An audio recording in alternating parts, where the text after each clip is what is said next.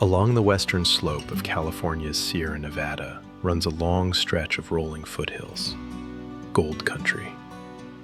For a few frantic years in the mid-1800s, this was the beating heart of the California gold rush. Here in the central foothills of Tuolumne County rose one of its brightest boom towns, Columbia, the gem of the southern mines. Gold was struck in 1850, and almost overnight thousands poured in, chasing dreams of fortune. Before the rush was through, these hills would give up as much as $150 million in gold. But by the time our story begins, that golden age was already 68 years gone. Just east of town, on a low rise known as Bell Hill, lie the remains of a smaller, humbler dream, a quarry, a tower, and a fortune that was never quite struck. This is the rise and fall of the Bell Marble Works.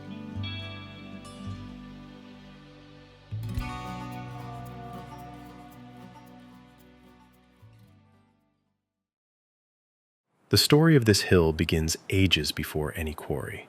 The marble here began as limestone, formed on the floor of a warm, shallow sea, long before there was a Sierra Nevada.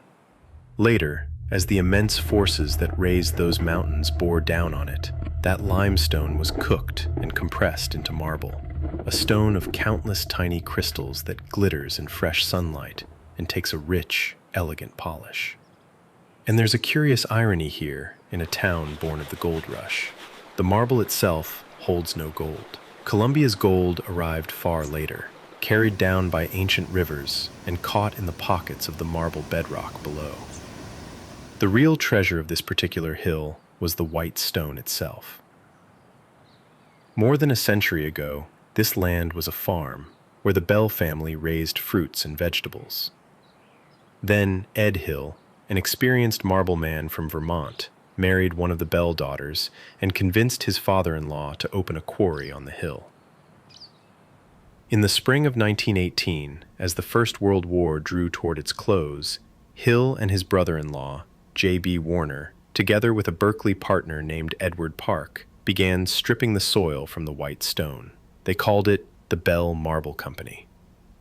At first, the dream seemed to be coming true. When Warner died in 1920, the partners reorganized with fresh capital and pressed on as the Bell Columbia Marble Company. For a few years, demand ran ahead of what the little quarry could supply. Bell marble was shipped down to the Bay Area and Los Angeles to be finished for landmark buildings. The Golden Gate and Warfield Theaters in San Francisco, the Matson Navigation and Metropolitan Life buildings, half a dozen Los Angeles schools, a new Hollywood bank. Quarrying the stone was hard, dangerous work that took patience and muscle.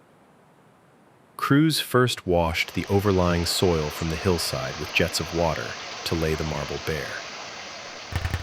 Then an air-powered channeling machine, mounted on a small rail car, rolled back and forth, cutting a deep, narrow channel into the rock. Along the base of each cut, workers drilled a row of holes, drove tapered steel wedges between thin iron shims called feathers, and struck them with sledgehammers until the marble split free in blocks weighing 20 tons. A chain and boom, slung from a 110-foot steel tower, hoisted each block from the pit. And because every cut sat just behind the last, the quarry face was left in the ribbed, stair-step pattern you can still see today.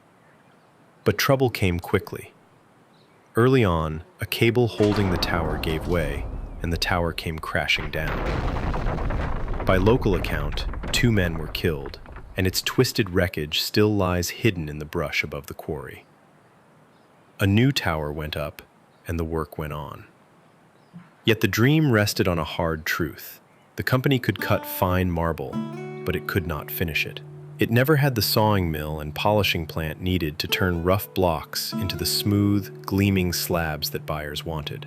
And it never found the money to build one. So its blocks left the hill rough and unfinished, trucked the 5 miles down to Sonora, and loaded onto the Sierra Railway, bound for the Bay Area to be sawn and polished by other hands. There had almost been an easier way.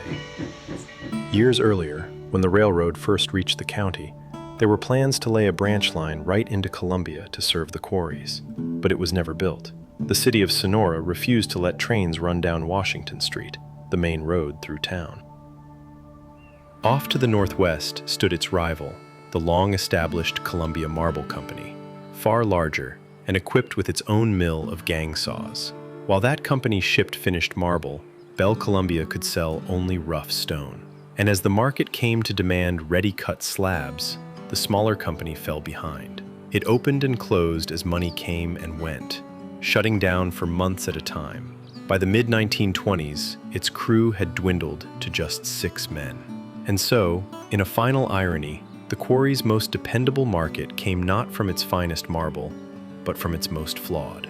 Stone too cracked and seamed for building was crushed and sold as lime and, by local account, as grits for chicken feed.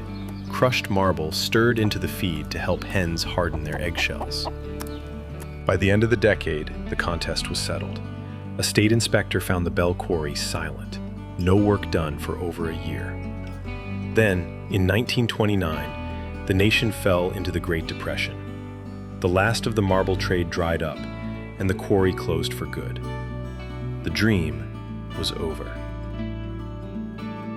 Its rival simply carried on. A few miles to the northwest, the Columbia Marble Company's quarry never truly closed.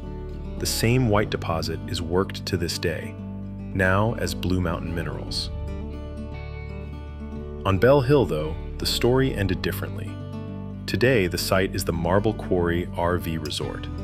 The tower is gone, the pit long since fallen silent, but the evidence remains. The stair-stepped quarry face, the concrete tower footing buried in the brush, and somewhere below, a great cavern, eaten from the alkaline stone by seeping water and long ago sealed shut. The old quarry is open to visitors, free to overnight camping guests or to day-use visitors for a small fee at the office. A chance to see it up close and stand before a quiet monument to the men who once wrestled 20-ton blocks of marble out of this Columbia hillside.